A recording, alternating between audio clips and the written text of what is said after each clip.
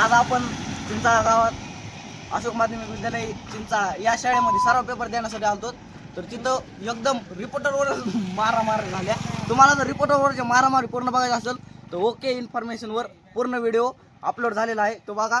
आणि ज्या रिपोर्टर सोबत मारहाण झाली, असं बहिष्कृत करणारी जी घटना झाली, काळीमा फासणारी घटना चिंचाळा गावात नाही, चिंचाळा गावाला काळीमा फासणारी जी घटना झाली ते रिपोर्टर म्हणजे ह्या रिपोर्टर शिवम भैया तांदळे म्हणजे भैया पाटील उर्फ भैया पाटील यांनी ह्या रिपोर्टरला अशी जोरात मारहाण केली. असं काळीमा फासणारी त्यांच्यावर 18 जरी टाकली तरी ते सुद्धा कमी पडेल. तर तुमचं काय म्हणणं याच्यावर? काऊन मारहाण, नेमकी मारहाण कशामुळे झाली त्याचा सविस्तर व्हिडिओ ओके इन्फॉर्मेशन वर अपलोड होणार आहे. तरी माझी एक नेमकी कशामुळे झाली ऐकून तर काय नाही.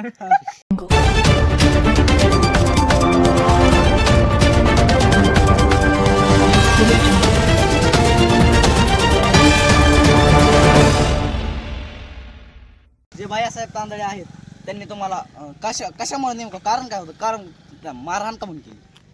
आमची 1% पण चूक नाही, खरं सांगायचं म्हणलं तर. नाही, ते व्हिडिओ मध्ये दिसतंय, सगळा व्हिडिओ अपलोड आहे. कारण आमची 1% पण चूक नाही. आम्ही एक रिपोर्ट करायला होतो, एका विषयी महत्वाच्या विषयावर आम्ही बातम्याची रिपोर्ट करायला होतो, पण ते आम्हाला बिना कामाची हानमार केली. आमची चूक नाही. शासनाला माझा एकच हे निर्णय. बरं, त्यांच्यावर नेमकी नाही त्यांच्यावर या प्रकरणाबद्दल मी पण ह्याचा बहिष्कार करतो. पण या प्रकरणावर तुमचं मत काय, म्हणजे ह्यांना सजा काय झाली पाहिजे? आमचं मत एकच आहे की त्यांच्या गांडी दिले पाहिजे, तेवढंच मत आहे. तर आता त्यांच्या दिले पाहिजे, दिले पाहिजे. गांडीची काळी निळी झाली पाहिजे, काळी निळी. तर आता आपण पीडिताचं जाणून घेतलं ज्या प्रकारे मारहाण केली. तर हे जे इकडे दाखवा हे पीडित आहेत का? ह्यांनी हे मोर्चा डायरेक्ट शाळेवर मोर्चा आणलाय. मला त्यांनी खूपच मार दिला.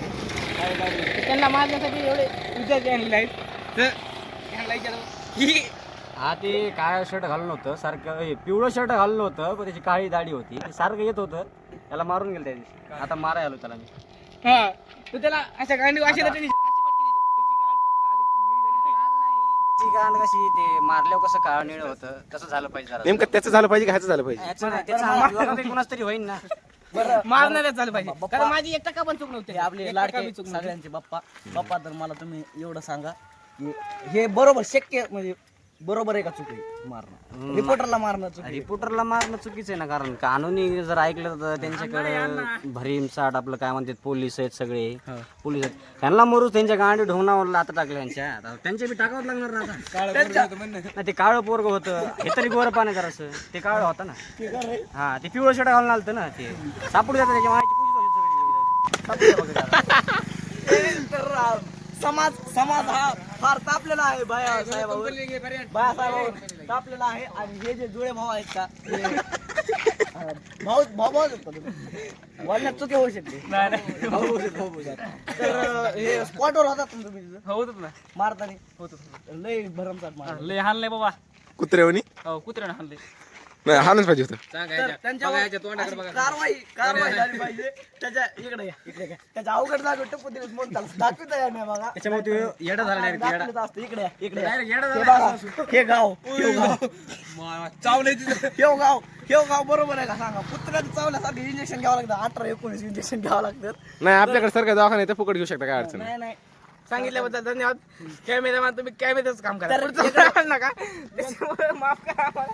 तर कॅमेरामॅन फरमान सय्यद सोबत पीडित हरिओम वाळेकर आणि अविनाश भैया कदम सहाय्य.